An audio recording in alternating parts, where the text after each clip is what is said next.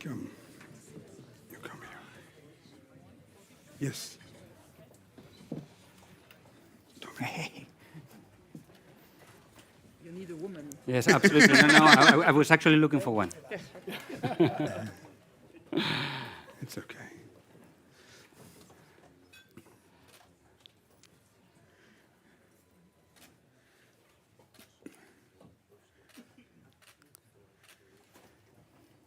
Thanks a lot. Oops.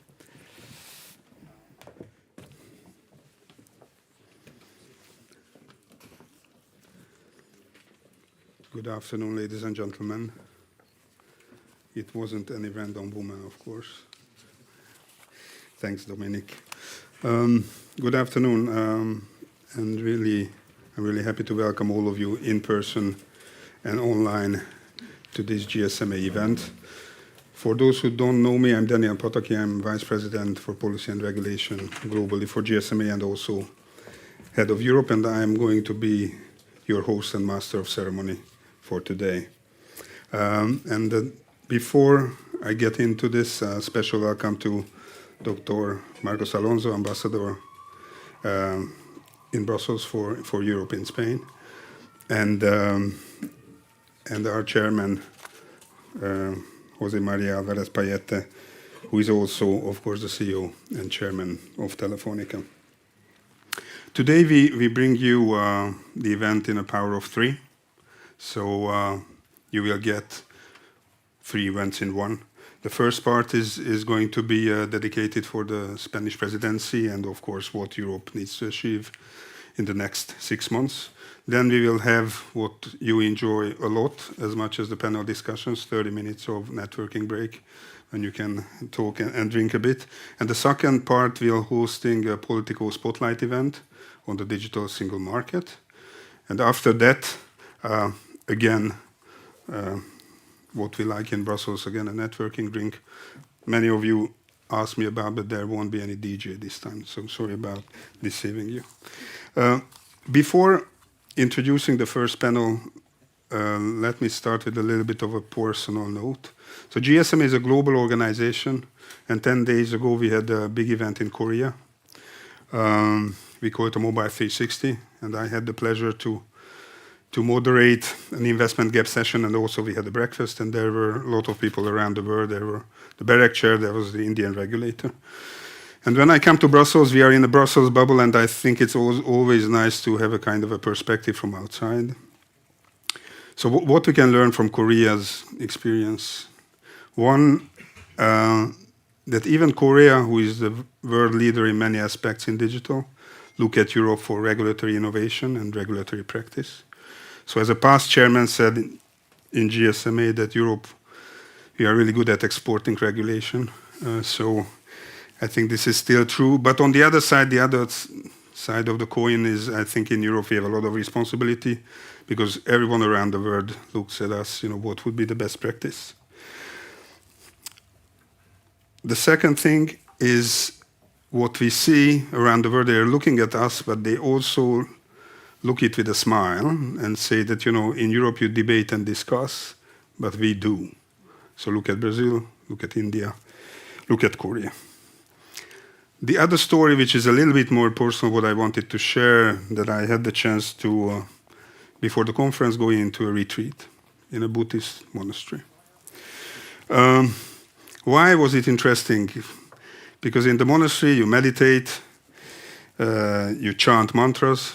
So when coming here, taking up, the 6 o'clock train flight here in Brussels, I was really thinking about that. A joint meditation here in the Brussels bubble might solve all our issues, but the Commission is still, Renate is still not here, so maybe I save this proposal for next.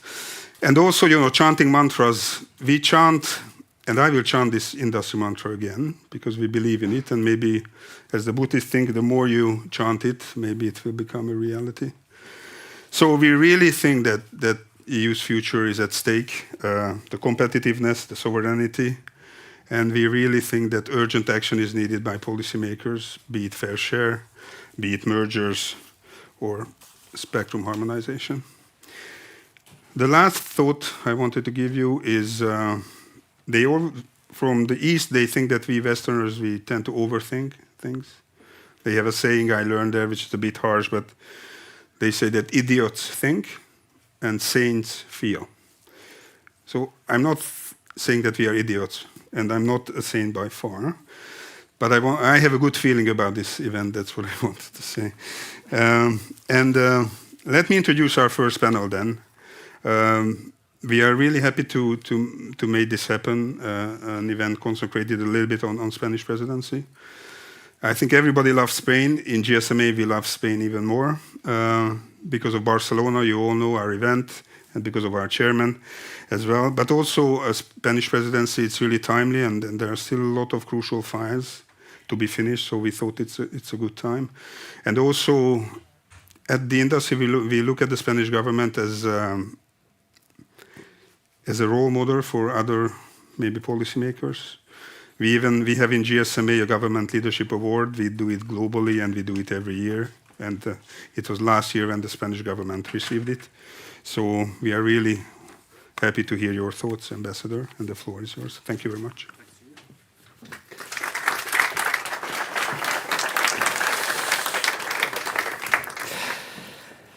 Well, thank you very much, Daniel, for your words, and to GSMA Europe for the kind invitation.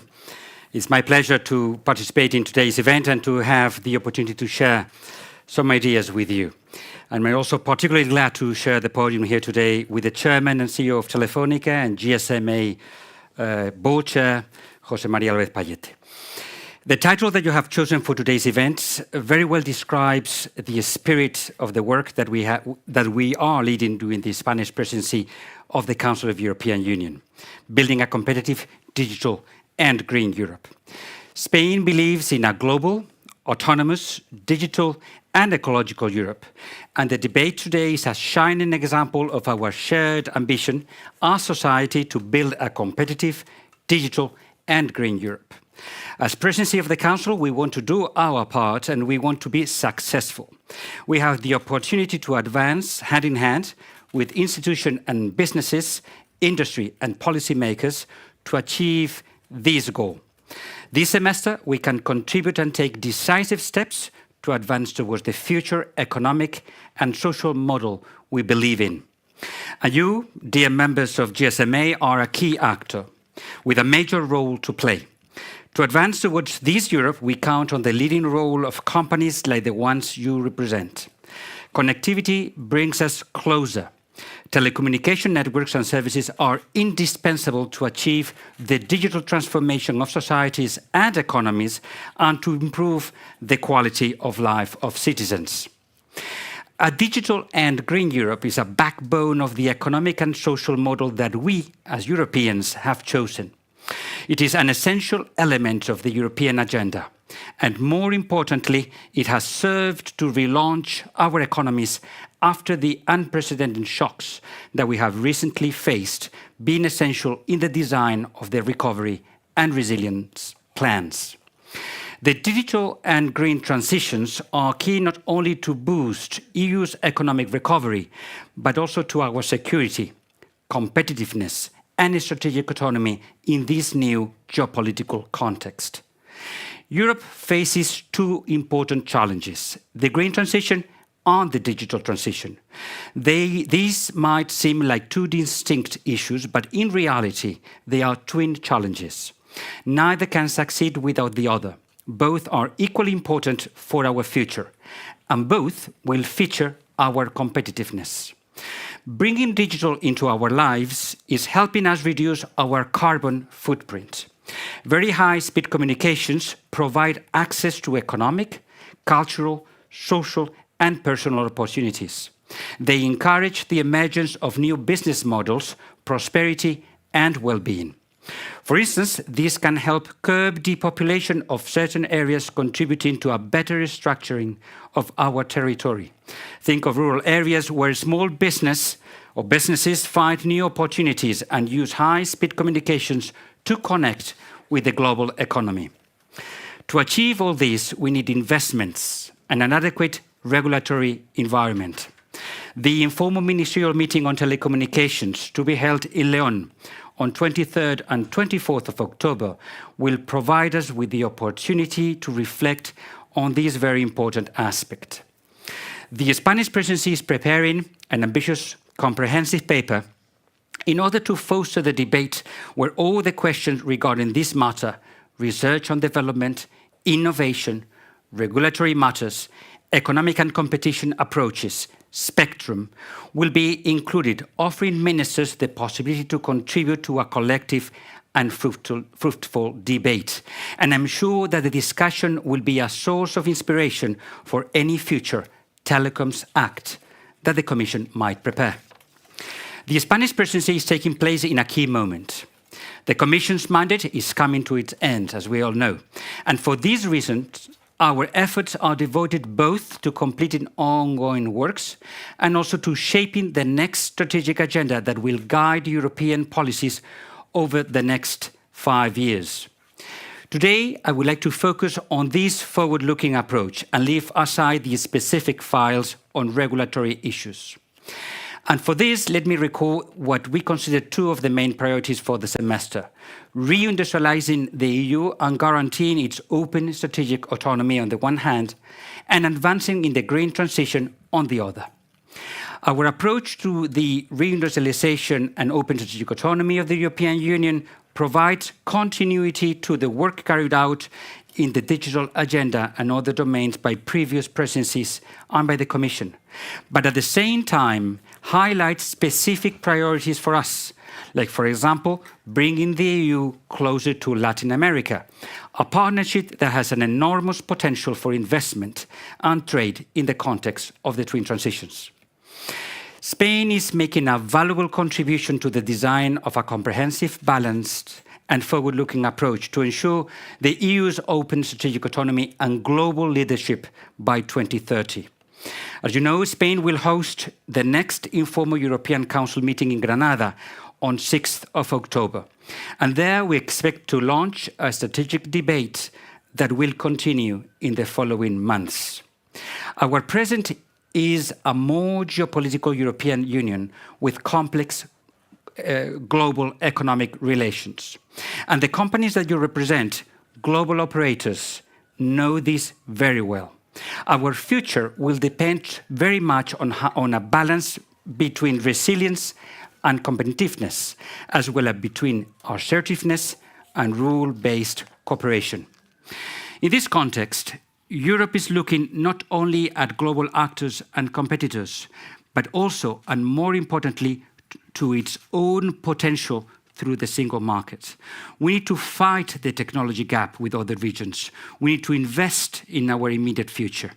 The future of the Union's economic and social model depends on its industrial capacity to produce services and products that contribute to successfully achieving the digital and green transitions. Public policies need to strengthen key sectors such as telecommunications.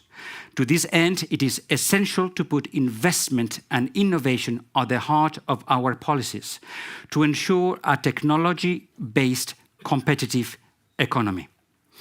Along with Europe's internal market and capabilities, we cannot forget that international openness is a fundamental pillar of the European project. Much of the social and economic progress achieved over recent years or decades would not have occurred without it. However, it is undeniable that globalization has also made the EU acquire several dependencies on third countries. These dependencies on third countries may imply significant risks for our economic progress and for the well-being of Europeans. And the outlook for the future may be somewhat gloomy, given the increasing geopolitical tensions and growing competition for some technologies and raw materials. So, in Granada, leaders will ask themselves on the best way forward. And from our point of view, the EU should respond by working simultaneously in two directions. Firstly, enhancing and protecting the international order to prevent the world's fragmentation. Secondly, reducing its external dependencies and strengthening its position as a technological powerhouse and global actor. And here's where policymakers and industry need to go hand in hand. We need to listen to each other and to build a business environment attractive for the necessary investments while ensuring our economic security. The EU is a key global player. However, the future rebalancing of the geopolitical order will not solely depend on the EU's actions. Some structural trends already unfolding may result in increased military tensions and a more fragmented world. The first trend, clearly, is Russia's direct attack on the international order, which has led to unprecedented tensions in the 21st century. The second trend is the rise of large emerging countries, some of which now display more economic and demographic dynamism than the West. The most prominent case is, of course, China, but also India, which could become the world's third largest economy by 2030 and a valuable ally for the West. The third trend is the escalating competition for natural resources, with rising tensions between those nations that possess abundant resources and those that do not. The EU needs to prepare to navigate these trends. The best way to ensure the EU's economic security is not by closing itself from the global economy, but by increasing its participation and leadership. At the same time, the EU strives to renew the international order. It should also work to tackle its internal vulnerabilities and strengthen its position as global actor. When it comes to the digital tech space, forecasts suggest that the demand for digital services such as sensors, drones, data servers, storage equipment, and data transmission networks will rise sharply in this decade. The EU has a relatively strong position in the latter, but it shows significant weaknesses in the other areas. For instance, it only produces 6% of the world's drones and 1% of data servers and storage equipment. We need to overcome this foreign dependency as it could have a great impact. Think, for example, of semiconductors. Disruptions in the supply chain have had spillover effects in different sectors, as we all know. In the coming years and decades, artificial intelligence alone will determine the prosperity or downfall of entire industries and will have a tremendous impact on the daily lives of citizens. Its application will expand to numerous areas, ranging from traffic control to medical diagnosis. The EU urgently needs to position itself in the AI race, led today by the US and China. All in all, the future of the Union's competitiveness depends on its industrial capacity to produce services and products that contribute to successfully achieving the digital and green transitions. The solution that the EU needs do not lie in the past, but in the future. The telecommunications sector is a key partner in shaping a 21st century industrial policy that promotes technology-based competitiveness. Now that we are close to the end of this Commission's mandate, we have all understood the formidable challenges laying ahead of us. Our approach as Presidency of the Council combines this forward-looking vision with the enormous responsibility to move forward and finish key files, like those related to the Green Deal, the Digital Decade, the CHIPS Act, the Net Zero Industry legislation, the Critical Raw Materials Act, or the Artificial Intelligence Act. As I said earlier, the digital and green transitions are key to boosting the EU's economic recovery, security, competitiveness, and strategic autonomy, to shape the Europe of the future. And to achieve all these, we need to be all on board. We will have to improve collaboration between the public and private sectors. We need to move towards greater integration of the single market and complete the Capitals Market Union to ensure that we attain the required investments to catch up with the US and China. And we need to react, think, I don't know if that's fools, but anyway, think anyway, of a new role for the public sector to encourage private investment when facing distortions in the global economy. These are many reasons to look at the future, or there are many reasons to look at the future with optimism. The future of the EU is to lead a new global area of prosperity. And as I said earlier, dear members of the GSMA, you are part of this future. Many thanks.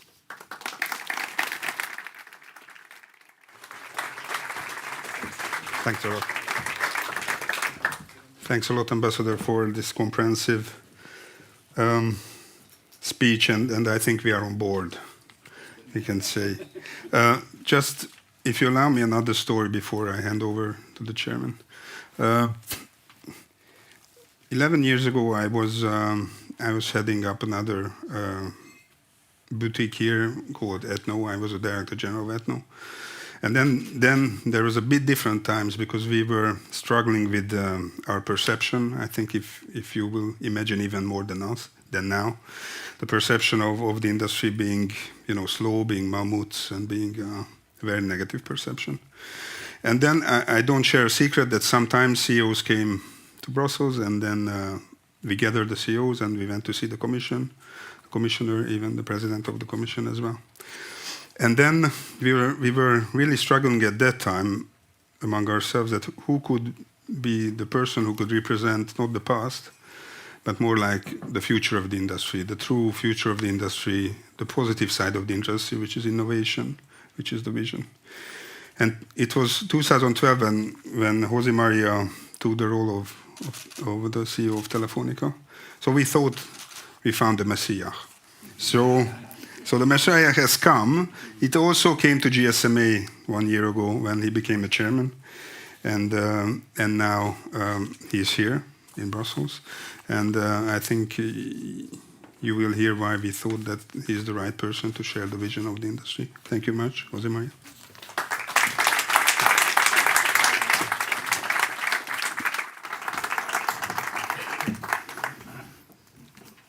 Thank you, Daniel, Embajador.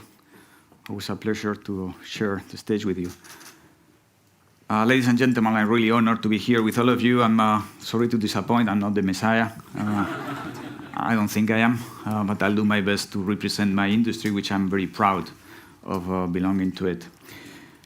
Listen, the message that I want to send to you is that the first thing is that we are very lucky as a generation.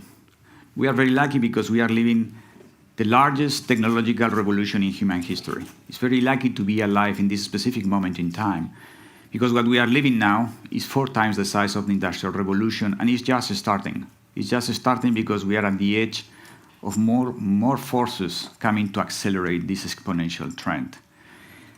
And you know what? In the middle of that, you have one sector, which is the telecom sector, that with this, image of being, slow and not innovative, we have been one of the most innovative sectors on Earth in the last 30 years.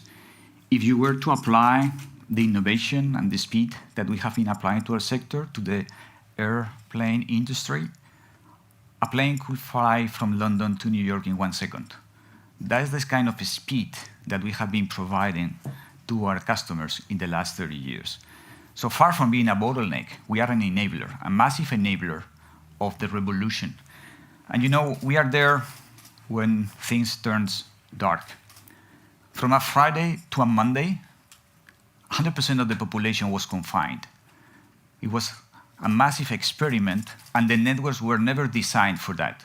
The networks were never designed to have 100% of the population working at the edge of the network, or the wireline or the wireless network. And it happened. And you know what?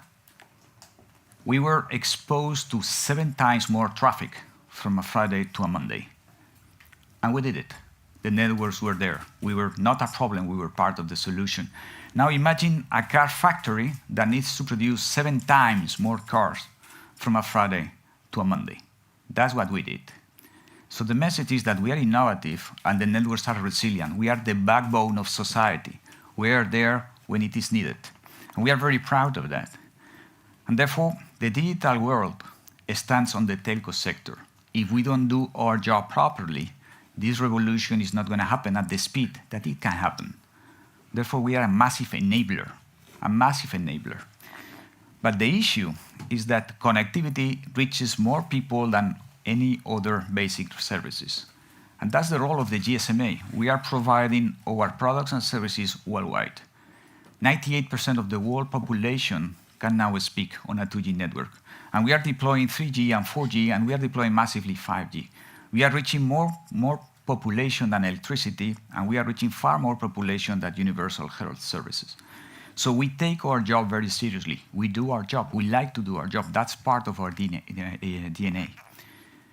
So the digital revolution is a great opportunity, but Europe is lagging behind. Europe used to be the hometown of innovation, the hometown of technology. Is not there anymore. And why is that?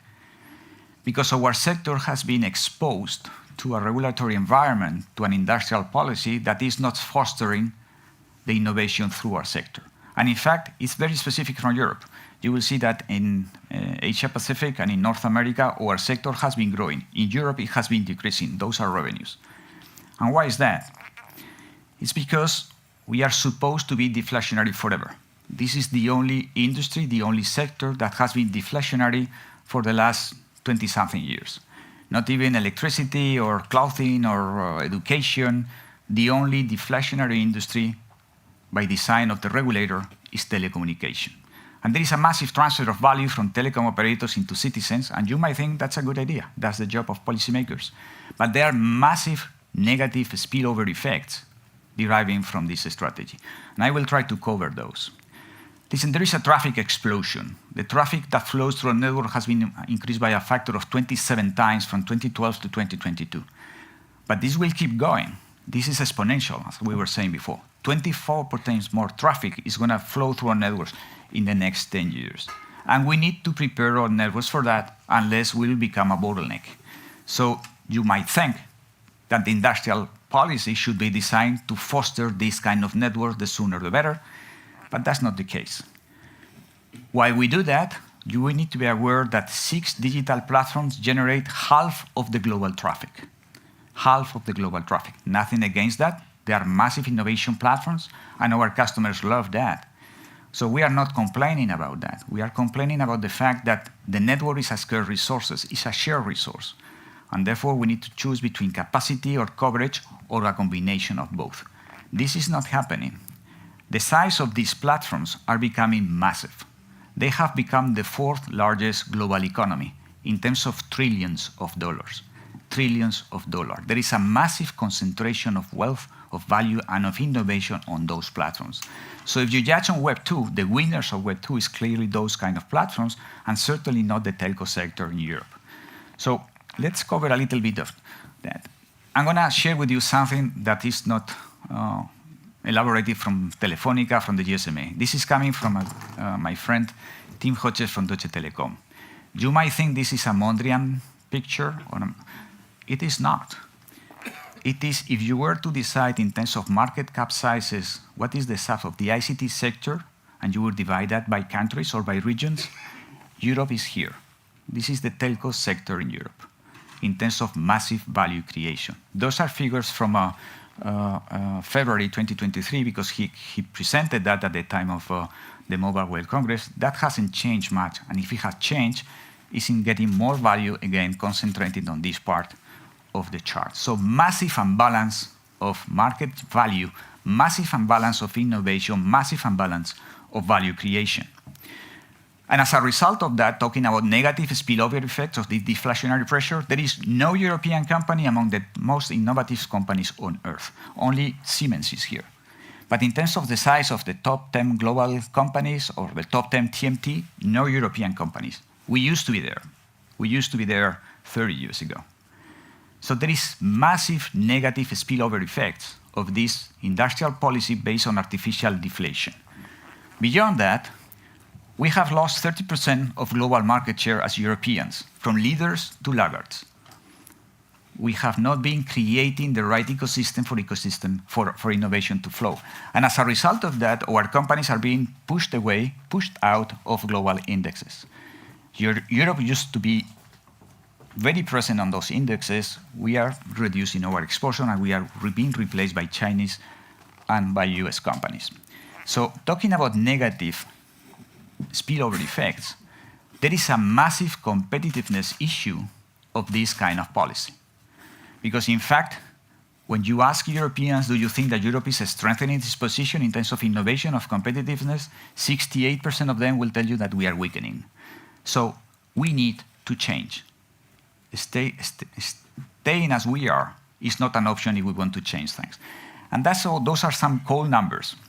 Our revenues have been decreased by 30% in the last 12 years. The US revenues of our telco players in US has been increasing by 18%. We are investing more in terms of capex over sales, but our revenues has been decreasing. We are investing less in terms of absolute amount of euros per pop. And therefore, we are losing competitiveness. And in fact, we are barely beating cost of capital. Our US peers more than double the cost of capital, the return on capital employed from European players. And as a result of that, we can invest less rapidly than others, and that's why we are lagging behind in deployment of new technologies like 5G. Europe used to be the hometown of standards like GSM or UMTS. Neither LTE nor 5G is a European standard. So something is not working here. The good thing is that European Commission has designed the way going forward, and they have designed a digital strategy, and out of that, a digital compass, we aim to have 1 gigabit for everyone and 5G everywhere by year 2030, and 10,000 edge computing nodes by year 2030. The problem with that is that if we don't change space, there is 174 billion euros missing in terms of capex that we need to accelerate. So the message is having a clear strategy is not enough if you are not designing the right industrial policy to achieve that strategy. And that's the situation. That's the situation. So if we have a problem, it would be good to have a solution. We are going to propose what's the solution from the industry for Europe to cope with this challenge. And we think there is a massive opportunity. In order to do that, you need two things. First is one vision. Do we agree on one vision? Do we think that we can imagine how the sector is going to be 10 years, 20 years from now? And if we have that, what are the industrial policies that we need to have to address this vision, to meet this vision? The vision is the vision of what we call Earth computing. This explosion of traffic that is going to come from artificial intelligence and other is not going to be able to be handled at the level of the cloud. The more data you're able to process at the level of the Earth, the better. And therefore, what we are deploying right now is no longer a telecommunication network.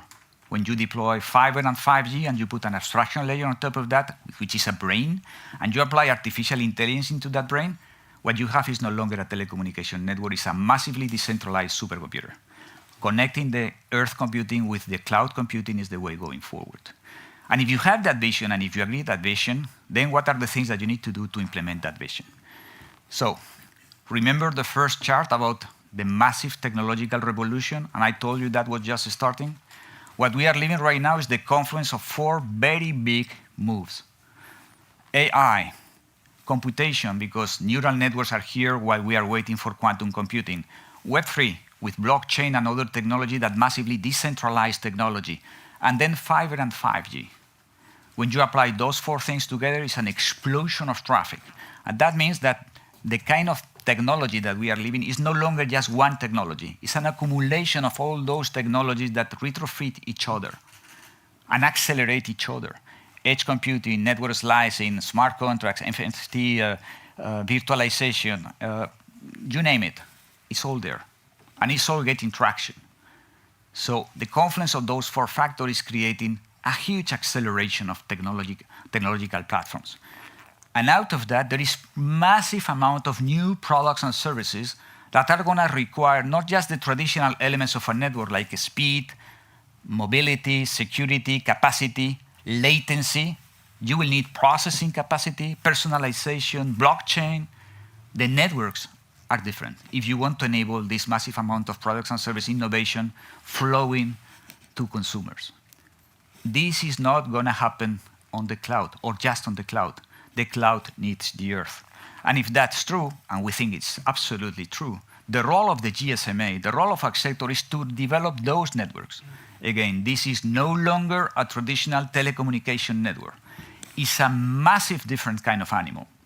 It's low latency, it's programmable, it's massively capable, and it's a massive enabler of cloud and edge computing. We can virtualize, we can softwareize, we can transform the network into software. And that's a massive game changer. And believe me, it is happening. And the GSMA is at the core of that. And if that's true, and we think absolutely the true, what we are going to be creating down at the level of the Earth is massively decentralized supercomputers.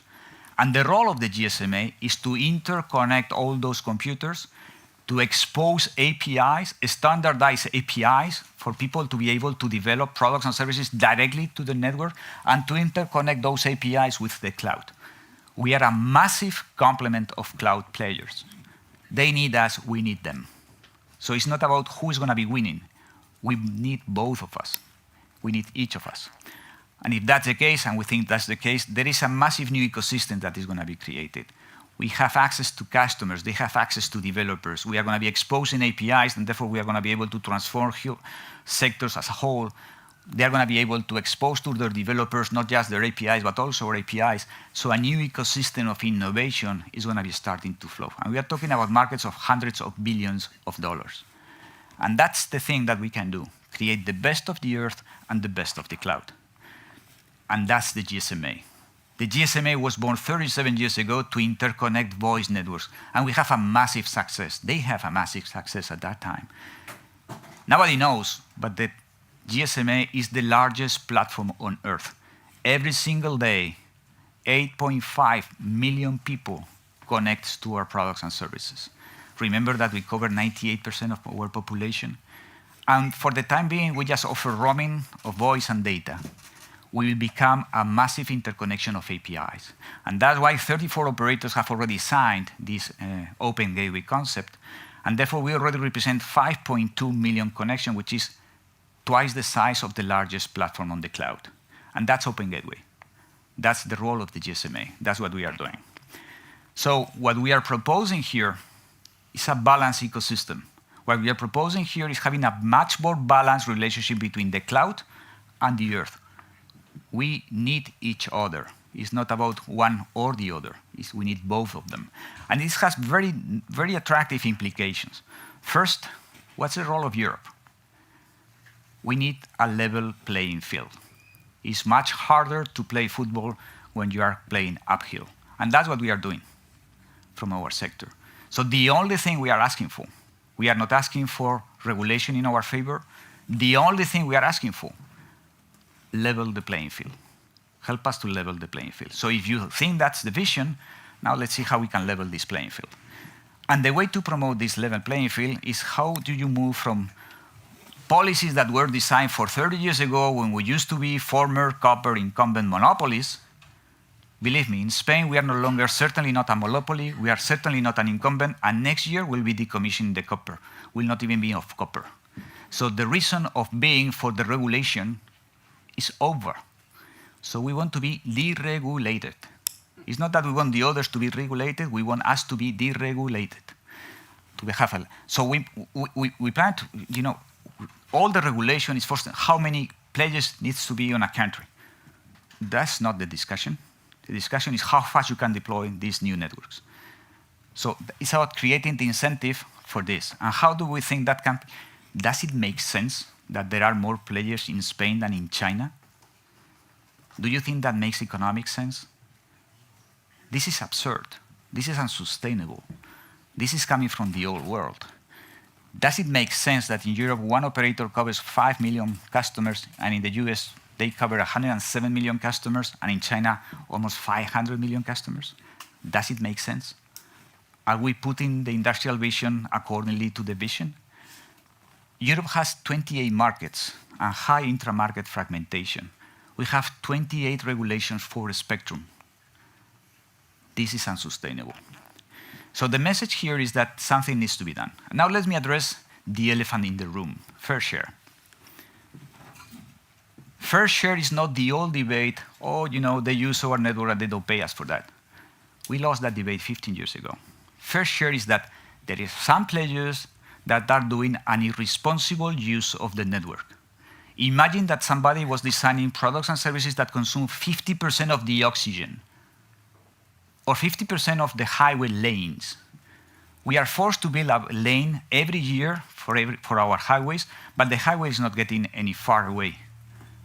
So we are investing in the wrong places because those players take it for granted that the network is of infinite resources. And that's not the case. It's a shared resources. So the first thing that you need to understand is that fair share is a desperate call for a responsible use of the network. Design your products and services in a way that they use the network in a much more responsible way. So we are not asking for a tax. We are not asking for their money. In fact, it's our money, because we are using our CapEx to invest in capacity that provides zero value for us and for citizens.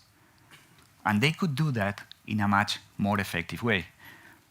It's not an excuse to slow down investment. In fact, we want to go faster on coverage if we were able to invest less in capacity.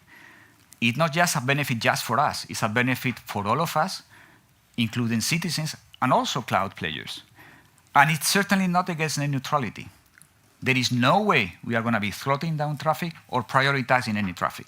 In fact, what we offer is to give all the telco players APIs to be able to interconnect their products and services with our network in a standardized way, so they don't need to talk to 750 players on Earth. So what we are asking here is for a collaboration and for them to sit down with us. If you consume more than 5% of the network capacity, you will have 2 years to get down below 5%. And we'll give you APIs for that. And if after 2 years you are still consuming more than 5% of the capacity, then you will need to sit down with us, with an arbitrator, in order to decide how you are going to be compensating me. Because you are forcing me to devote part of the spectrum, part of the core, part of the access network just for you. So that's fair share. Don't take it wrong. Nothing against the neutrality, and it's not their money. It's our money back, what we want. And then, final messages. We are at a crossroad. We need to decide. We need to decide, how do we want this to happen? Do we want to keep going into the same direction, or we want to react? And here is the message. The telco sector, as the ambassador was saying rightly, we are a massive enabler of investment, innovation, growth, competitiveness, job creation, and welfare. There is no green transition without us. A fiber network consumes 15% of the energy of a copper network. 5G consumes 20% of the energy of a 4G network. We are a massive enabler of digital transition. When we deploy fiber and 5G, a lot of things happen in Industry 4.0, in digital trust, as an innovation ecosystem, or you can build digital twins.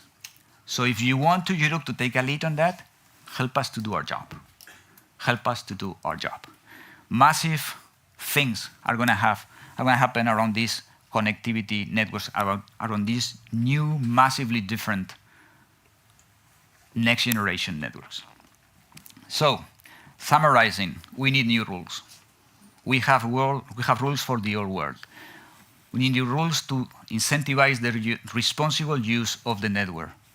We need rules to ensure data sovereignty. And if you go to Earth computing, computing is going to happen on Earth massively. We need to deploy these rules in order to ensure European competitiveness, and we need to make sure that we have designed a digital strategic autonomy. So, another very important message, this is not about technology. Technology is already here. We are going to have as much technology as we want. It's mostly around values. How do we want this to happen? How do we want this to happen that we don't leave anybody behind, that we don't assault privacy of our citizens, that we ensure that data sovereignty is protected? How do we ensure that this happens around people and not just above people? And that's why we are calling for a human-centric deployment of technology. So Europe is not exporting regulation. Europe is exporting values, because regulation, at some point, is just frameworking how do you want things to happen. How do you want this to happen in a socially accepted manner? So that's why we think that it needs to come from Europe mainly. Europe is the cradle of values. So, if we want to take Europe back where it belongs, what is the recipe? So in a nutshell, from artificial deflation to an industrial vision, from negative spillover effects to innovation ecosystem, from closed platforms to open gateway, from an unbalanced relation with OTTs to a connecting the cloud computing with air computing, to radical technology to human-based technology, from the 20th century into the 21st century, and from the old to the new. That's what the GSMA is for. Thank you very much.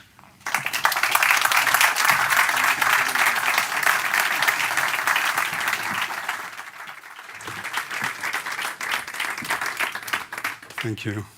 I think now you know what I talked about. Thanks a lot, Jose Maria. Thanks, everyone. And as I promised, now we have around a 25 minutes break. So enjoy the networking and be ready for part one. Thank you very much.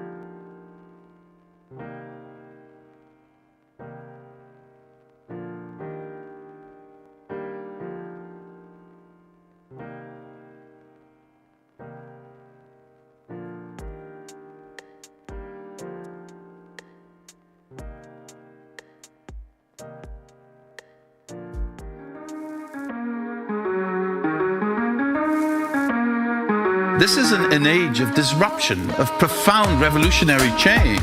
What we're really asking ministers is to empower the ambassadors. The only thing that you really push forth is the truth. You don't see many women represented when it comes to the decisions as to how to handle the pandemic.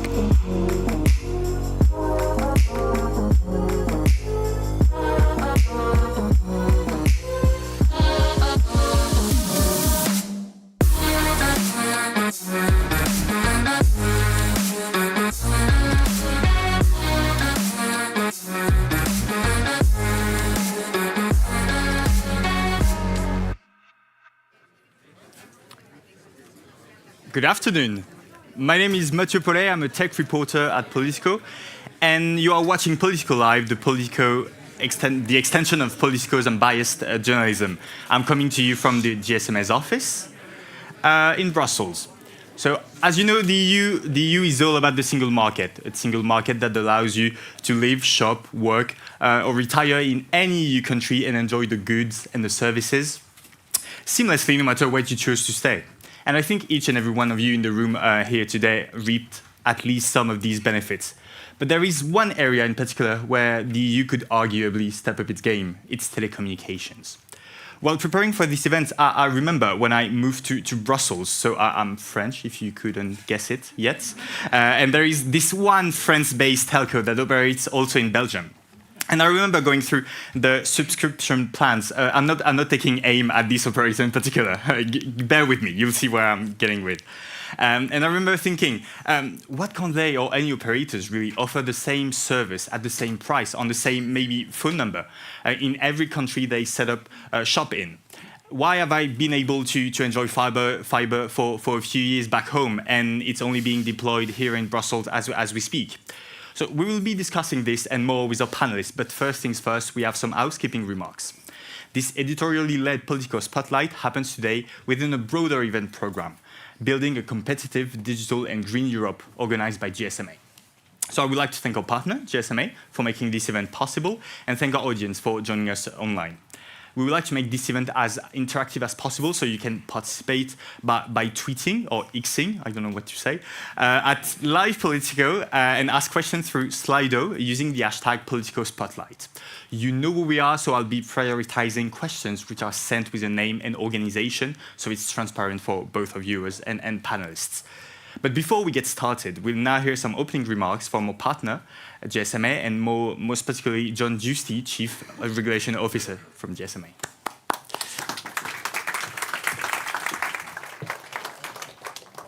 Thank you very much, Mathieu.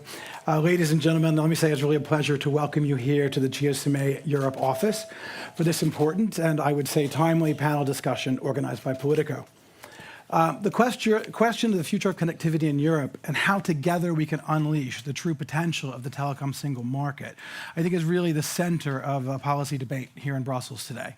As President von der Leyen said in last week's State of the Union, it is an economic and national security imperative to preserve a European edge on critical and emerging technologies. But delivering on this will very much depend on Europe's digital connectivity infrastructure. And that is why European telcos have strongly welcomed the European Commission's consultation on the future of connectivity within the EU and what it will take to meet the digital decade targets.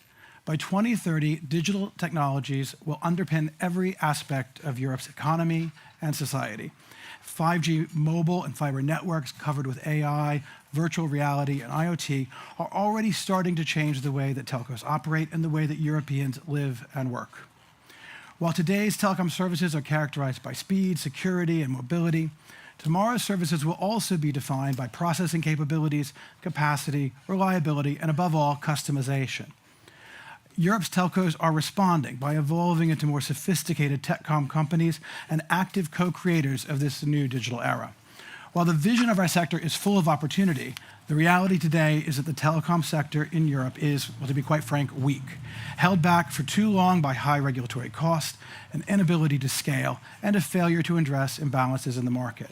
So I'm pleased that today's discussion is going to pull together representatives of industry, consumers, and government because we all share a common goal, which is a digital and green future for Europe and all of its citizens. So we need to come together, we need to work together to shape a future where Europe innovates, grows, and stays in control of its connectivity.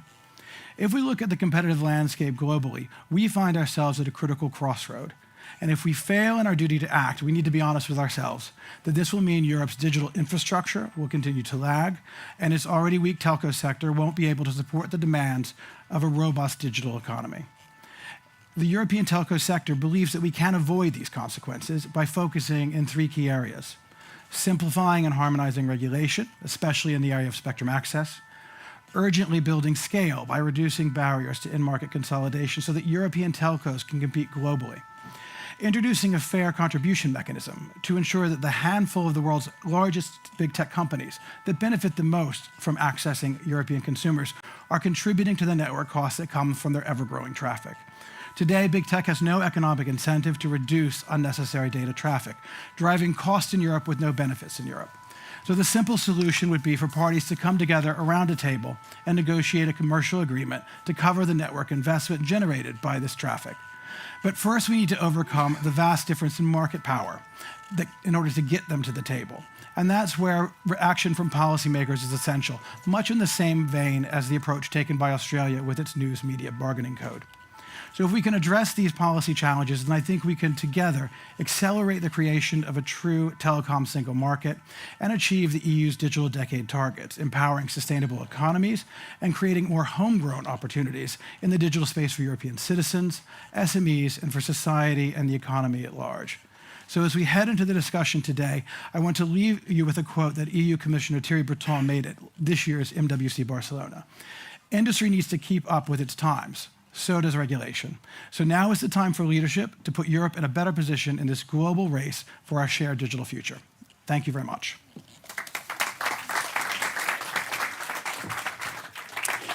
Thank you very much, John, for your insightful take on the topic. You make it sound very easy. We'll see about this. I'm going to ask now our panelists of the day to join me on stage, please.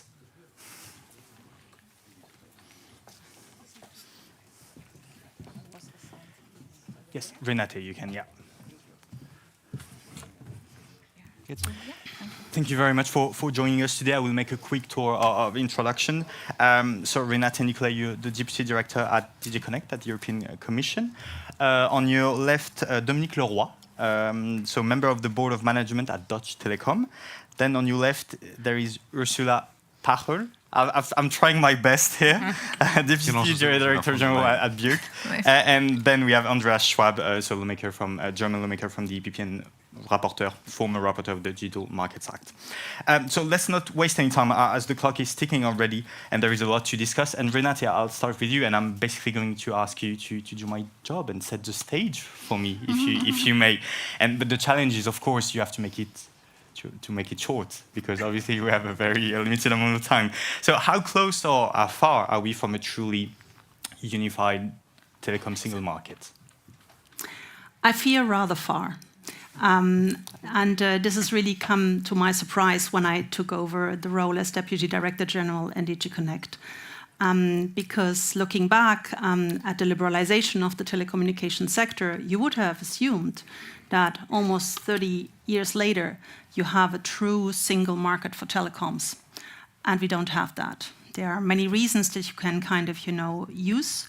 But given also what we heard in the speech from the Telefónica CEO earlier today, I think in the situation we're in right now, with huge transformational technological changes, a very different geopolitical context with security requirements when you think about secure connectivity of the future, I think it's high time to think, is our regulatory framework such that we are giving enough incentives for a true pan-European telecommunication, or rather connectivity sector, or should we do maybe a little more? And this lies at the heart of what we have tried to launch with our public consultation on future connectivity. And I think it's an important debate, and that's what we are going to discuss further with the other institutions in the coming months. Okay. Andreas, we're not there yet. You share the same analysis? Absolutely, and I'm very happy that with that commission, it took a bit of time, but with that commission now we discuss really on the single market a bit on everything. Because it's difficult if you have a single market for something, for digital, we want to have it, but if the whole lines that are transporting the data are not part of that single market reflection, it's difficult. It's true that member states were for a long time very reluctant. I don't know if this has changed now, because they, as Thierry Breton has put it once, they wait every 5-6 years to find the money from heaven with the frequency. And this is for sure a temptation for member states not to give up. But if you want to have a truly single market where everything done is at European level, and whereby this everything is also becoming more resilient, because that's the key point. The broader we are together, the better it is for the resilience of the whole infrastructure. Member states have then to admit that there is something to be done, and I hope that the Commission will be courageous to go for it. Dominique, you're one of the representatives of operators today in this panel. What are the challenges you are facing? And again, I'm dropping big questions on you right now, so you can just give us an overview and we'll break them down in the panel. No, I fully agree with the two colleagues. I think, you know, we are at Deutsche Telekom, we are currently present in more than 10 markets in Europe, and nothing is the same. Spectrum is different. In some country you have access to spectrum, in some we still need to have some spectrum auction, like the case is now in Poland. Rules to deploy networks, which is around permits or around access to public infrastructure, a lot of elements that are now tackled into the new proposal from the EC would really help us to be able to spread out networks. And today we are very, very far from a single market. I have also the luxury to be on the board of T-Mobile US, so I see as well the US market, and I can tell you the difference is huge. There you really have one market. By the way, spectrum there is not auctioned, it's bought. So, you know, once you buy spectrum, you have it forever, and you know that when you invest, people cannot take away your spectrum. In Europe, it's auctioned. So, you know, hopefully now 20 years, we have, thanks also to the Commission, to every 20 years, we can have new auction. But there are a lot of elements whereby a single market in Europe is still, unfortunately, very far away. And if we want the youth to be able to really have digital access, if we want everybody in Europe to have digital access, we need to get our act together and to come with a much stronger single market, despite, I know, sometimes resistance from some countries. Mm-hmm. We'll get to that into spectrum, especially later on. Ursula, it feels like there is this fear of missing out on this telecom single market. What are customers missing out in the meantime, since we're not there yet? Yeah, thank you very much for this question, because I think, let me be a little bit provocative, because what we heard already from colleagues, and of course I would in principle agree, but it sounds a bit like the single market is for the single market and connectivity is for connectivity, and if not, it's all for the telco industry, sorry to say, but I haven't heard a word about end users, about people, about citizens, about consumers, because that is what this is all for, right? The single market should deliver to people.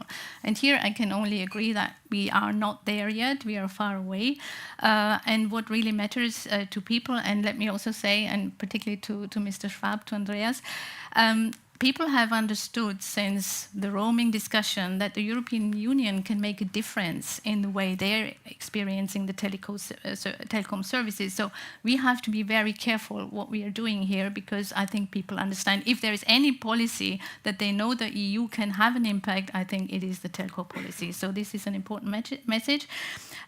People care, they depend on these services, but we see a lot of problem. What we need, first of all, and that would be the list of priorities for us, would be healthy competition in these markets, full respect for net neutrality, and let's not discuss about, it's not always about more connectivity, it's also about good connectivity. Our members, consumer organizations all over Europe, they have a lot of complaints of consumers who don't get the service that they are expecting, who don't have the speed of the internet that they have been promised. We have heard, you said it yourself, Mathieu, there are big differences. In one country you have easy access to fiber and high speed. In other countries you have nothing. So there is no telco single market. And I think the most obvious next step would maybe not be a fair share infrastructure whatever solution, which we are not in favor of, I want to anticipate, but would be to finally put an end to the very high, still very high intra-community calls, because a consumer sitting on a sofa should finally, in a 30-year-old single market, not have to reflect what is the prefix I'm going to dial now, because it may have a big impact on my bill. 5 minutes into the discussion and we already hear the word fair share. I saw it coming. I'm fully prepared. But I'm just getting back to what you said. Because there is this one outstanding regulation which is now being discussed in the Council and which will be voted coincidentally tomorrow in the Parliament's Industry Committee. It's the Gigabit Infrastructure Act. So it targets a faster and a cheaper rollout of telecom networks by harmonizing procedures across the bloc, among many other things. Dominique, is it the right way forward? Was it much needed? I think it's a piece of the puzzle, and it's an important piece. And I think indeed having better regulation, easier access to governmental infrastructure, to put antennas and things like that, having better procedure for permits and thereby accelerating the network, I think it's really important. I would just like to answer something, because I think we're not that far away in what we are looking for. I mean, everything we do as telecom industry is to try to bring the best internet for our customer and with the best service. And so in the end, I think what we are fighting for as telco industry is precisely that. How can we bring fiber? How can we bring 5G? How can we bring good service? And so far, the issue very often we have is that there are a lot of impediments around us to be able to do this. Starting with, you said healthy competition. I think today we have a rather unhealthy competition. We are forced to open network for a lot of people, whereby, you saw it on José Maria's charter. The price on Europe for telco has decreased massively. Over the last decade, prices have decreased by 33%, while traffic has increased tenfold. We'll get to the competition. No, but I think it's important to, at a certain moment, to bring those arguments, because there are sometimes, it's easy to say we want to do everything for customer. That's also what we want to do. And I think, to come back to your question, the Gigabit Infrastructure Act is a piece of it, and we need, of course, to make sure that what has been proposed by the Commission stays as it is, because, we know that sometimes you have amendments and things like that, so I would urge the Commission to try to, and the parliamentary, to try to keep it. You have something specific in mind, I feel. It is, because, sometimes there are a lot of amendments that weakens regulation, and I think it's, to come back, good piece of infrastructure, of regulation, but it's just one piece of the puzzle. So yeah, I was going to ask Ursula actually about this. So lawmakers are going to vote on their position tomorrow, and they chose to include a new provision, and I think that's what you alluded to, abolishing the surcharges for calls when you call or text someone in another EU country. I guess you're happy with this initiative? Yeah, very happy, and it's completely overdue, let me say that, since ever roaming was abolished. I mean, every consumer, I think, is still, I don't know about you, but it's still sometimes confusing about where I am and what will be the cost if I call, etc., etc. It's not proportionate in the sense of there should be a balance between, the roaming if you're at home, abroad or at home. It's not logical, and definitely it's completely against the logic of a single market. So I think if consumers and people understand something about the European Union, it is that this is not a normal situation in which we are. So it's long overdue, and we hope that the Commission and the Member States will look positively on this amendment. From the Parliament? Yes, of course, from the Parliament. Just there is, yeah. But I was going to ask you. So you're not sitting in the industry committee, right? But I have also good rights, so don't worry. We can. In the end, it has to be done in the plenary. Okay. Yeah. So yeah, I was going to ask. Will you be supporting this? Well, I mean, it has already been mentioned very clearly. We want to make a next step to make these telecom markets better. And for sure, it starts most of all with the public perception about this. Therefore, I do support that. But we should not always put it one against the other. In the end, if we don't manage telecom markets to be competitive in Europe, we are all off the table. So we cannot blame at the end that it was not enough customer focus or not enough it's a business that everyone wants to use. There are workplaces, there are jobs, there is technology, there is plenty of stuff. So the whole system has to be better in the interest of everyone, also in the interest of industry, also in the interest of competitiveness. And so, Dominique, on this EU intra-communications, I understand operators, or maybe you will speak on your behalf, are not so thrilled about this. No, we are not happy with that, because in the end, first of all, there are a lot of alternatives. So the market is a competitive market. So it's not that it's a market which is not functioning. And normally regulation is entered only when you have a dysfunctioning market. So I think it's a strange idea to start now to further regulate market where there is no evidence of a market misfunctioning. There are a lot of alternatives. So that would be my first point. And the second one is that those tariffs have been decreased massively since the ceiling of 19 cents has been put forward. I think today we are at 6 cents on average for mobile and even 3 cents on average for fixed. So for a lot of people, it doesn't represent a lot of cost. It's very marginal. For the industry, it is still one place where we can still have some revenue. And, in the end, I fully agree with what you say. It's a balance. If every time we have some revenue as an industry, there is a regulation that comes and take that away, and on the other side, there is nothing where we can further as industry grow our business and face inflation, because the issue we have currently, a lot of countries, we have huge inflation. I mean, cost to deploy fiber, civil work costs increased 45%. Electricity increased 40%. Telecom decreased 12% over the last 2 years. There is almost no country where we have been able to increase prices. So there is a certain moment, a total imbalance between revenue going down, cost going up, and a lot of expectation, and rightly so, by a lot of citizens and also consumer association to further deploy gigabit network. And so we need to come back to a policy which is a bit more balanced, and I think then we would be able to really do our job. Like José María was saying, we would like to invest. We want to invest more. We want to make sure that all citizens have access to gigabit. Today, I think the conditions, mainly because of heavy regulation, are not there for us to do it. I promise we'll get to the competition, the investments. But just so, Renate, to close this on the GI and most particularly the intra-EU calls, my understanding is that the idea behind this initiative from lawmakers is to take the matter into their own hands, as the caps are to expire actually next year in May. So is the GI the right vehicle, or is it uncalled for? Well, on intra-EU calls, we have done a report in May to kind of describe the situation. There isn't a clear kind of, white or black kind of situation. It's a bit more nuanced, the picture. We have prepared the ground for doing a standalone legislative piece, if need be, but we also want the GIA really to be adopted soon, because, as was said, this is an important kind of stepping stone. It's a revision of an existing directive. It's really not a revolutionary step. It's about accelerating the rollout of, fast connectivity. This is so highly needed because we are lagging behind with regard to our 2030 targets. Everybody needs it. There are some innovative ideas in there, such as digitalization of permitting, tacit approval. All that needs to stay. If, this is easier, if there is the amendment of the intra-EU calls in there, the Commission, we have an interest in playing the role as an honest broker. But it's really important not to deter from that debate the real kind of, objective of the GIA, which is to really make a step forward in accelerating the rollout of fast connectivity. To your point, it's not unheard of. I mean, I think especially on intra-EU calls, there seems to be a habit of adding it to other pieces of legislation.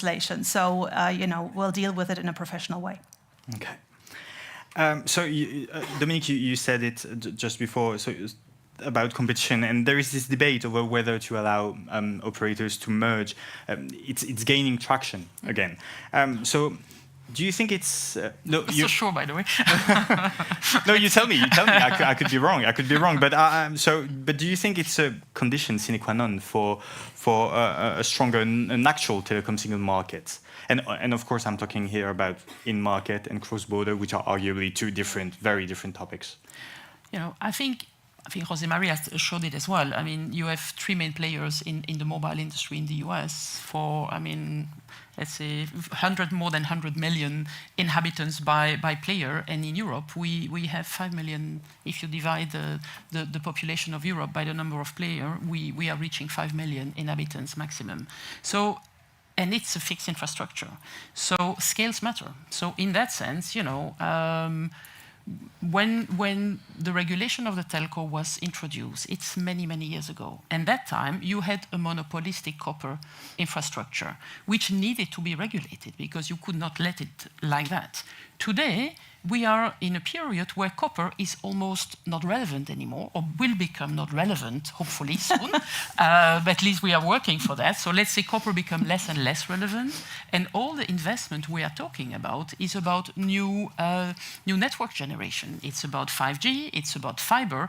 And in that sense, I think we need to change as well the way we look at telco.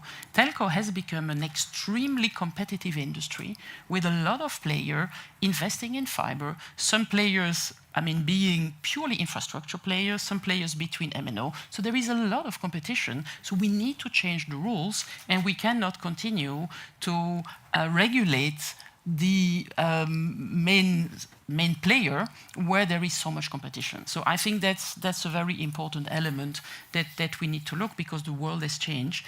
And what we want to do is to be able to offer gigabit to the whole population. There are debates how much money is missing, but there is definitely a lot of investment missing if we want to get to the target of 2030 of the EU Commission of being able to provide the whole European population with gigabit network.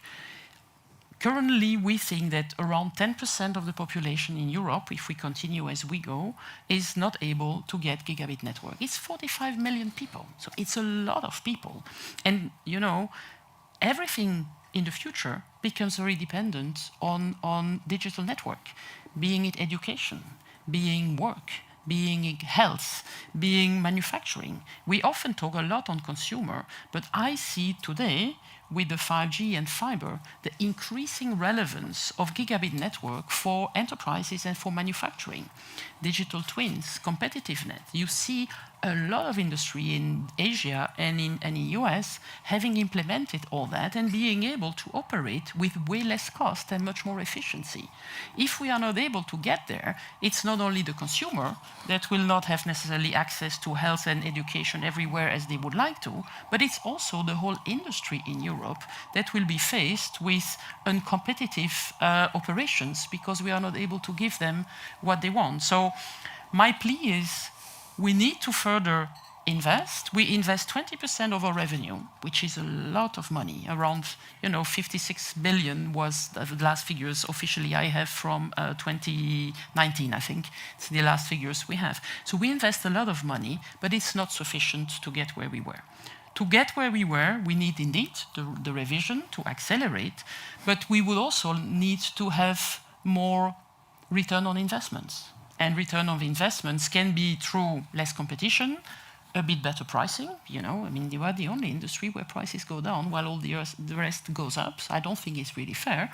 Or we will potentially have the debate afterwards about fair share, which probably is the other piece you want to highlight. We'll move to this, and I can sense that you're very excited. So there is currently a totally dysfunctioning industry. Yeah. We have the same objective. We know how important it is, but we need to change the rules of the game.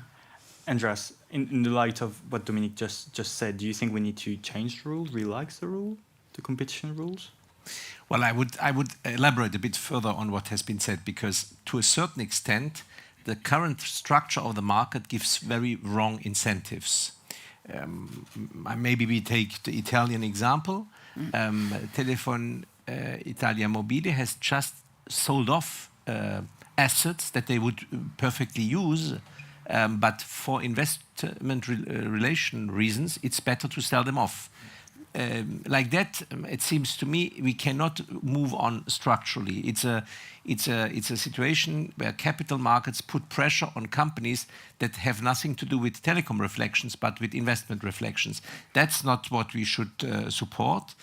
And for that reason, we have to wonder, what can we do to improve the situation? I believe that we can do something by giving, again, a more broader focus on telecom companies with the business models that they are having.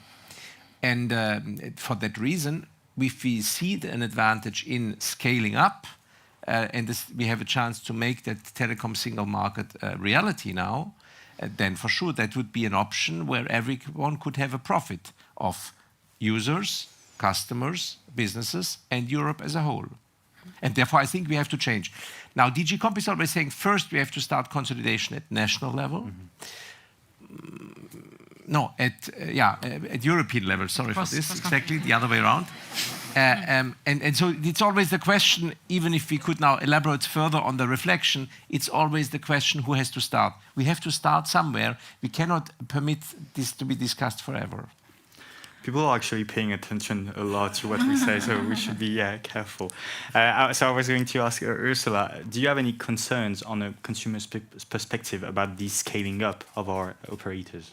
Yes, a lot of concerns, obviously, because I think for us, the guiding idea is that the telecom market has been a success, if we can say so, because it was really based on the idea of having a competitive market, of having good competition that leads to more choice for consumers, to better prices, and that has been the narrative and has been the concept. And that is what we think must be maintained, because everything else would lead to negative impact on consumers. And the US, if I may say so, is not a good model to follow, because we know, and we have a lot of contact with US consumer organizations, that prices are much more expensive there and the choice is less. So we don't want to have US circumstances here in Europe. I mean, that is very clear. So that's not the way forward. So we still believe that competition can do the job. We fully agree there must be these investments. It's absolutely important that there is the connectivity, absolutely. But we think there must be discussions about all sorts of solutions to this. We have still the European Electronic Communication Code that has not been fully implemented. I don't know what the state of the play is. Last year there were still 10 member states who had not implemented the code, where there is also provisions that should facilitate access to public funding, etc., etc. But the concentration is currently really only on this, whatever you call it, network fees discussion, and that seems to be the silver bullet for the telco industry, and we think it's not a good idea. But I can explore that further.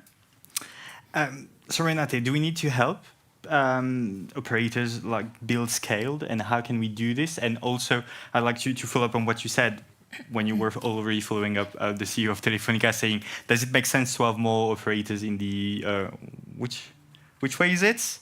They have more sense to have more operators than in China, in EU than in China.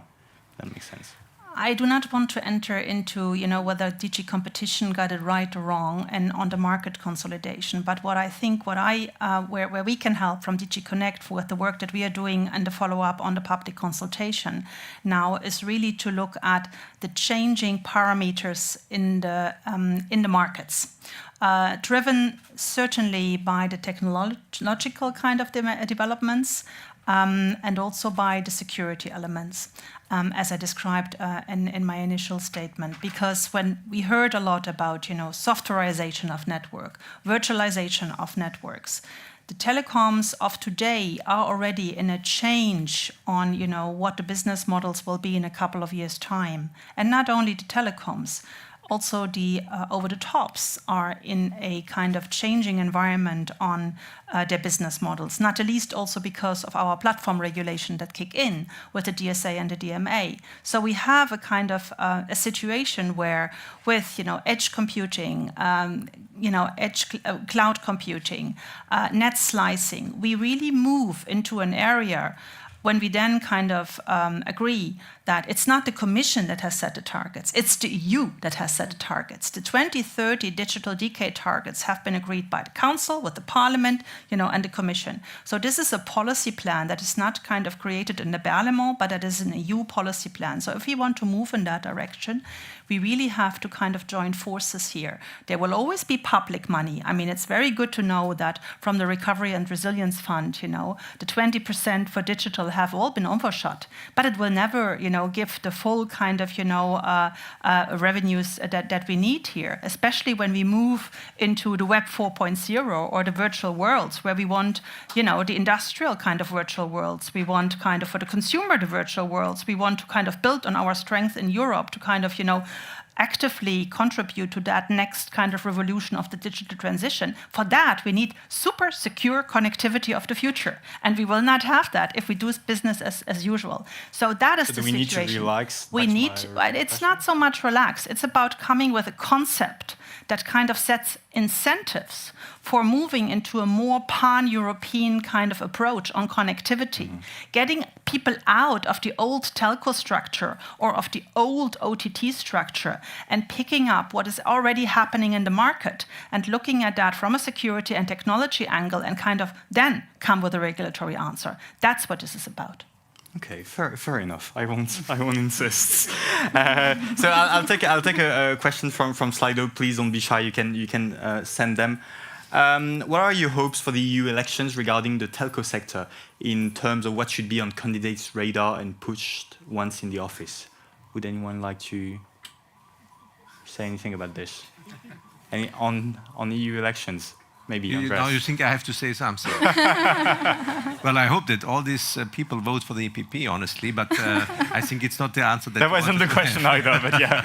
I would like to come in, because I really think it was also mentioned earlier, the whole theme about competitiveness and economic security will be very, very big in the future. So if you kind of think about that, economic security and connectivity, then you must think about the telco sector. So definitely it will be more on the radar, for that kind of broader debate. How do we ensure the competitiveness of the European Union in this kind of, new geopolitical security context? And just like that, we also step to network fees territory, the moment you've all been waiting for. So as you're probably fully aware, so the Commission ran this big consultation on the future of connectivity. And although we are still very much waiting for the results, and I'm looking at you, Renate, here, there is one of the many items that I touch upon, and that has been discussed a lot already, the need for contribution from all digital players for the network cost. Andreas, back to you. Would it be a fair or an unfair contribution? Well, I mean, we have been looking on the numbers also in the Parliament, although we haven't done a study. And if you compare the use of data for different services, you see a huge difference, although there is not a huge difference in quality or in content, but most of all, a huge difference in number of data used per second. And that telco providers are wondering why they should invest a lot of money into the gigabit infrastructure, and some of the digital operators that just boost the pipelines full with data that no one can use, there is a fair question to be asked, and we have to give an answer on that. Now, there are plenty of ideas, and we don't know what the Commission will do in the end. That will be decided in the Berlaymont. But we will know what we can judge there. And I think in the end, we need a possibility for telecom companies in Europe to grow again in a market which is highly sensitive and needs resilience for citizens, for consumers, and for users. And the key question is, how can we limit the use of data? But that is now very touchy with net neutrality and other issues. And for sure, for telecom operators is also a difficult challenge, because they want to earn money with data that others provide. They have to earn money with data that others provide. But it's clear that a lot of data that are nowadays in the system, no one uses them. They are just there, and they spoil to a certain extent the lines. Thank you. I'm building my next question to Dominique with this one from Slido. How can the EU help ensure sufficient investments? We talk about like this problem, but how can the EU help? We touch already a lot upon. I think there is the EU funds which can help to go into more rural area where it's really very expensive to extend network.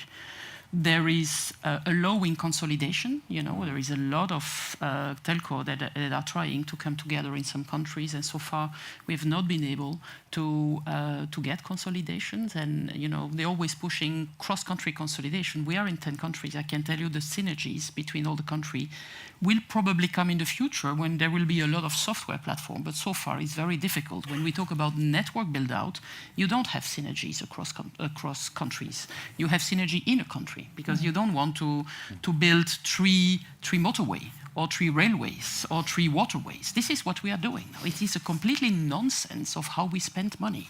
We need to have one railway that can be open, that's okay, but forcing countries to have 3 railways in parallel, I think it doesn't make sense. So I think it's a bad use of money, and sometimes public money.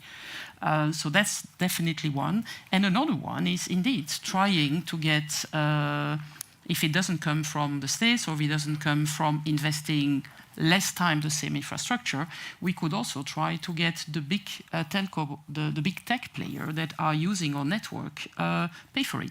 You know, I come from the consumer goods industry. I've never ever seen any industry in my life where you have free distribution. It doesn't exist. The only industry on earth where you have free distribution is telco. Those big tech players, they are distributing their data through our network, and they are not paying anything for that. I don't think it is fair. So, you know, at a certain moment, we should open our network for everyone. We don't want to change anything on net neutrality. That's not the point. But if 6 or 8 players in the world are using more than 50% of the capacity we have on the network, have zero incentive to manage that capacity and the number of data they put on the network, and as they just don't pay anything, they don't care. They push more and more and more and more data, and the consequences of that is that we need to invest more and more and more in more lanes, and we can sometimes not invest in places where people don't have network. I think we don't have it right. So the day they will have to pay for passing that data, they will also themselves be somewhere responsible and accountable to look how much data they push through. There is a lot of, you know, advertising pop-up that they push in high definition. There is a lot of spam. There is a lot of elements that are pushed on the network. Some people say up to 30%. I don't know what is the real figures, because depending on the source, you have different ones. But a big amount of the data for which we have to invest billion is just not needed, because people do not feel responsible about the amount of data they put there, because they don't pay anything for it. And I think we need to find a business model where those people need to be responsibilized and accountable for what they put on the network. And the only way, in our way, is that they pay something for it. We can find if you have other ideas, I'm open for that, but so far, in economical model, it's very often the fact that the price they have to pay will make them a bit more sensitive on how much data they push through our pipes. I'm sure, Ursula, you'll have a lot to reply to that, but maybe there is a question for you on Slido. If you cannot raise consumer prices, you cannot merge, and you cannot ask big tech to pay, who pays for network investment exactly? Well, as I said, I think telcos are not really, about to have to declare insolvency or something like that. They are quite profitable for the time being, and we have maybe other solutions that we have from public support, from public funding, and we should play competition. This is not only our opinion as a civil society organization, but we know that BEREC, who is not, n'importe qui, that they have found that there is no failure in the market, and that this investment gap that the Commission, as far as I understand, evaluated is maybe not really what it is said to be. So I just say there are some doubts about what is really missing, and I think we should have, and that's the point I want to make here, a more open discussion with other solutions that only concentrating so much on this fair share, network fees, whatever you call it. That's the point, because there are, if you want, I'm happy to explore what are the downsides that we see and why we are so worried. And let me put it very clear here. We are not friends of big tech. I'm not here to defend big tech. We are in court, our members are in court against big tech. We have worked very hard on the DMA and on the DSA, on everything else. So this is not the point here. But we think that there are very serious concerns in relation to competition. So first of all, what would be the impact be on the ecosystem? You have a completely different relationship then. Now it's consumers, it's customers who pay for connectivity. Then you would have big tech paying for the use of the networks. You will have, the question arises, would telcos still have incentives to innovate, to invest? Where would that incentive come from? There are some companies who will pay the big tech, and there will be other companies who need to use these networks who will not pay. Are they going to be treated equally? So it doesn't, there are not the right incentives, speaking about incentives, in our opinion, if you would use that type of policy approach, not to talk about net neutrality. Okay, we have a net neutrality obligation, we have the law, but everybody knows that there is different ways of interpreting the laws. We have had a long net zero practice that was promoted up and down by the industry, and it took, we have always said this is not in line with net neutrality. It took many, many years for the European Court to say this has to be stopped, it's not in line. So a full list of very serious concerns in relation to that very solution, apart from the fact that, in our opinion, it has not been fully consulted, we didn't have a full public consultation, we don't know what is going to come our way, but it's not the solution that we see. So that's the consumer's perspective. Okay, fair enough. I was going to ask, we don't have much time left, but there is still one topic, spectrum, that I'd like to address. So I'm going to ask you to keep it very short.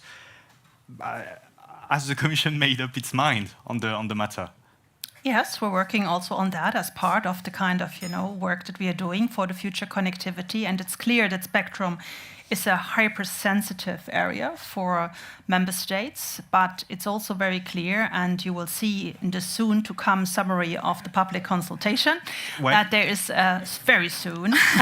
Very soon, because we heard before the summer, then during the summer, Imminent. then after the summer. Imminent. Oh, you're coming up with a new wording. Okay. Imminent. Can it be by the end of the week? Well, I think it can. Okay. And anyway, you will see that, for instance, the lack of single market on spectrum is definitely an important kind of concern.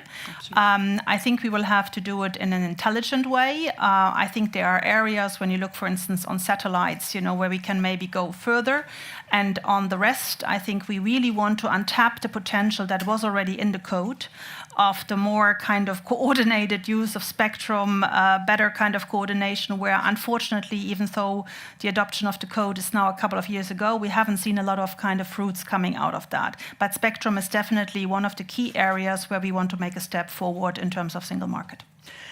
So, Dominique, I understand also for operators, aligning licensing condition ranks very high in your priority. Can you maybe elaborate why? While keeping it short, because we'll be running out of time. So can you keep it short and explain why it matters to you? You spoke about it earlier. I spoke already a bit about it. I think, spectrum for us, the main element is that there should be a fair allocation of spectrum to the different players, and it should be at a decent price so that we can still invest, because we have seen auctions where price for spectrum was so high that in the end the operator had to pay such a price you could not implement it. And I don't think that should be the purpose, that spectrum is paid at a high price for government, and then in the end the citizens are not benefiting from the rollout of the network, and then we need to have a lot of subsidies afterwards. So I don't think that's the right economical model for us. The length of the spectrum allocation is also extremely important. Spectrum is the raw material for mobile operator. So, if we build a whole network, which is about billion investments, and we don't have certainty about having that spectrum for 20 years or more, why would you invest? Because if the spectrum can be taken away from you, all your investment becomes idle. So that's also an extremely difficult situation to foster investment in spectrum. Plus, you have also technological waves, and if spectrum are auctioned at very different period of time or different years in different countries is also extremely complicated. We said, cross-country, you could be able to do more. If we negotiate with suppliers and we have to negotiate around the 6 years period because every country is in, it doesn't help to get the benefit from cross-country. Few examples can go much more, but I think we are very far from a single market, perhaps except for the roaming. So I'm afraid this discussion is coming to an end, but I couldn't let you go without asking you about this Telecoms Act that Internal Market Commissioner Tribouton has been floating around. So is there a need for it? What should be in it? Please keep it short. Andreas, would you like to? I think there is a need to make the single market a reality also in telecoms. Okay. So you think that could happen with the Telecoms Act? That's my expectation, and if not, I will change it in that way, and I hope that the Parliament will. Thank you. Let's touch base in a few months. Ursula. I mean, as I said, I think we should be cautious. And this is a question about the EP. So what is up for the elections? What do people care about? And it's the elections of European people. So it should be the intra-community calls and making them cheaper or abolish the extra fees. It should be the digital divide. I mean, this is what people understand. I think this should be the short-term objective. And we should not now quickly, shoot out something that is like, I don't know what is going to be, a fair share concept, whatever. I think that is not the right way forward. We should do something that people understand at this very moment and then continue the discussion with a proper consultation, a proper impact assessment, different options on the table because we don't have a lot of options, and that would be the way for us. Thank you. Dominique? I really hope that the Telecom Act will come and will enable Europe to keep a place in the new digital world that we are entering in. And I think the fear I have is that in the end, we will wake up in a few years by seeing Europe is not relevant anymore, and we have not offered our new generation of children what they want in terms of digital highway and digital empowerment. And it is now that we need to act, and I think we need to look at it from an ecosystem and not only from a side part of it. And I would really love to be part of that rejuvenation of digital Europe. Thank you. Renate, let me rephrase the question just for you. Is it actually happening? And if so, when and what will be in it? Because I guess you have more insight on this than us. Maybe not, I may be wrong, but you tell me. I think the time of business as usual is over. I think telecoms have come back to the political radar, and rightly so. So there is intense work. We still have a lot of months to go in this mandate. There will still be a work program of the Commission for the next year. I have seen other important legislative pieces that have been rolled out at the end of a mandate to kind of set the scene, and this is what I'm working for. I didn't hear an answer to my questions here. I'll have to insist. It will be an act that will design the future of the connectivity for Europe. So it will happen before the end of the mandate? If you ask me, yes. Hopefully, at least. Okay, fair enough. But as a proposal, not final adoption. Yeah, that would be surprising, but okay.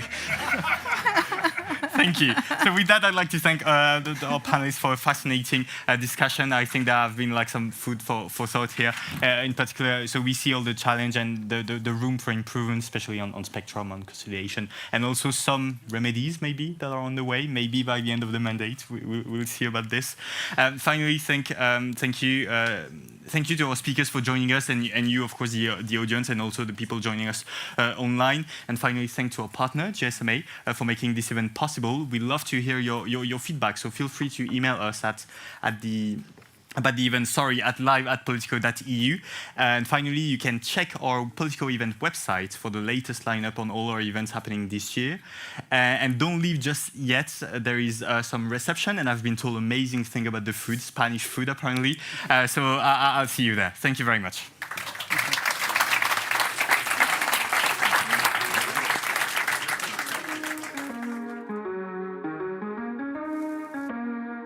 This is an age of disruption, of profound revolutionary change.